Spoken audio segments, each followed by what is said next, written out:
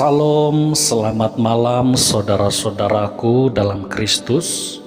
Bertemu kembali dalam renungan malam Suara Pengharapan.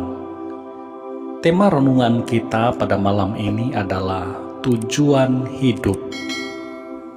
Dalam kitab Filipi pasal 1 ayat 20-22 tertulis,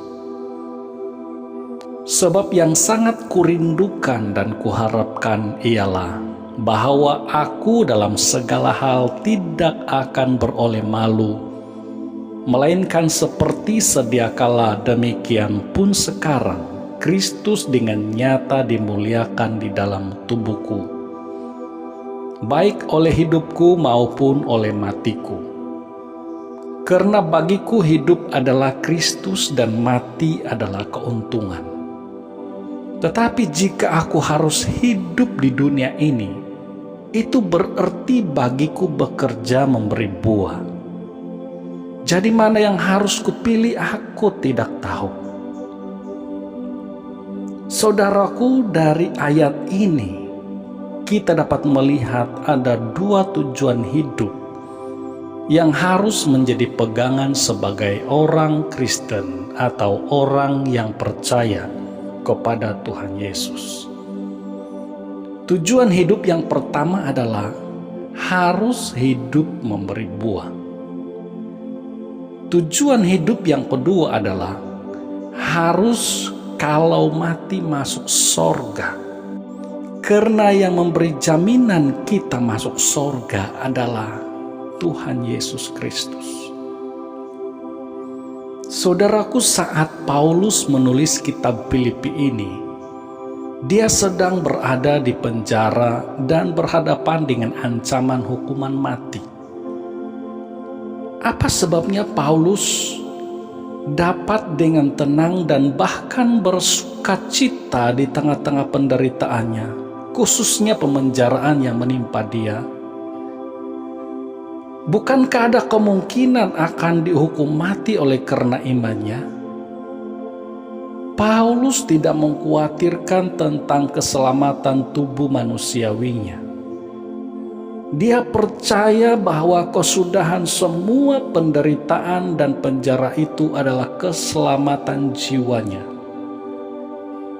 Apakah itu keselamatan dalam arti ia dibebaskan dari pemenjaraan fisik maupun keselamatan surgawi? Dirinya adalah pemberian dan milik Kristus. Untuk dia saja, yaitu Tuhan, sama ada dia hidup ataupun mati, Paulus mengabdikan dirinya kepada dia. Yang Paulus khawatirkan ialah bagaimana hidupnya tetap dapat mempermuliakan Tuhan, baik ketika ia ada di dalam penjara ataupun pada masa mendatang. Apakah dalam keadaan apapun dia, bahkan sampai pada saat kematiannya pun. Bagi Paulus persoalannya bukan soal mati atau hidup, tetapi asalkan kedua-duanya memuliakan Tuhan. Di suatu sisi, memang kematian akan menyelesaikan perkara penderitaan dan kesusahan di dunia ini.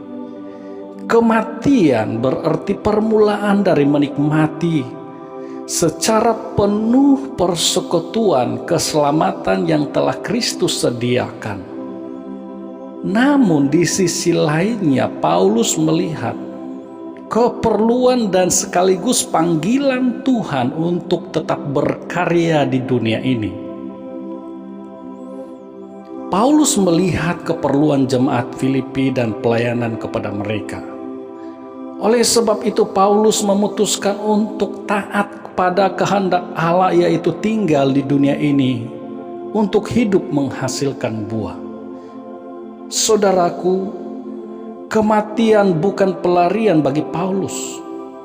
Selama ia hidup, ia harus memberi buah, menjadi berkat bagi orang-orang yang kepadanya Tuhan pertemukan.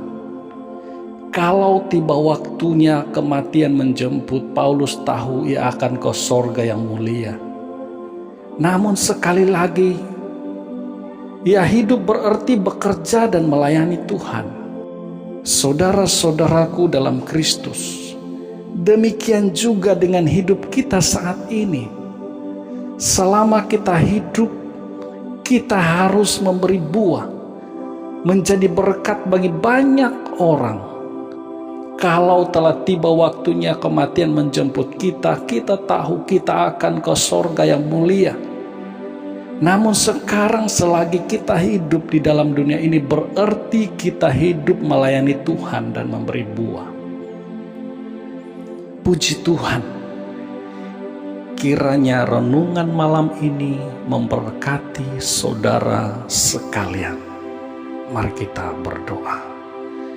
Bapa di sorga, kami bersyukur karena Engkau mengingatkan kepada kami bahwa tujuan kami di dalam dunia ini bukan hanya untuk berfoya-foya, bukan hanya menghabiskan waktu bersenang-senang saja, tetapi hidup kami di dunia ini berarti kami harus memberi buah, berarti kami harus menuruti Tuhan, dan sasaran kami ialah hidup yang kekal dalam kerajaan sorga.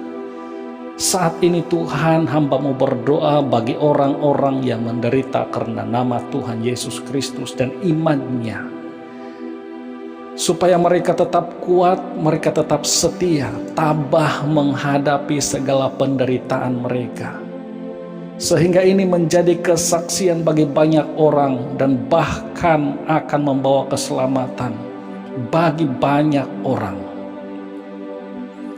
Hamba-Mu juga berdoa bagi orang-orang yang sakit, di mana saja mereka berada, khususnya bagi mereka yang mengabdikan diri kepada Tuhan, percaya sungguh kepada Tuhan Yesus Kristus. Dan juga kepada mereka yang mendengarkan audio ini ya Tuhan, di mana saja, apapun jenis penyakit mereka, oleh belas kasihan-Mu ya Tuhan, berikanlah mereka kelegaan dan kesembuhan dari segala sakit penyakit yang mereka derita. Dalam nama Tuhan Yesus Kristus, kami yakin bahwa Tuhan berbelas kasihan menyembuhkan mereka. Saat ini hamba-Mu berdoa bagi para pengusaha, peniaga, ahli politik, penjawat awam, dan swasta yang percaya kepada Tuhan Yesus Kristus, agar mereka menerapkan nilai-nilai ajaran Kristen dalam bidang mereka masing-masing, supaya di dalam semuanya nama Tuhan Yesus dipermuliakan, dan itu menjadi kesaksian bagi banyak orang bahwa di dalam Kristus segala sesuatu adalah baik dan sempurna. Terima kasih Tuhan. Malam ini kami mau tidur, mohon penjagaan Tuhan. Kami yakin Tuhan menjaga kami, menolong kami, menjauhkan kami daripada segala gangguan roh-roh kegelapan, sehingga kami dapat bangun pada esok pagi dalam tubuh yang sehat, sejahtera, dan dapat meneruskan kehidupan dengan baik. Terima kasih Tuhan, dalam nama Yesus Kristus kami sudah berdoa. Amin.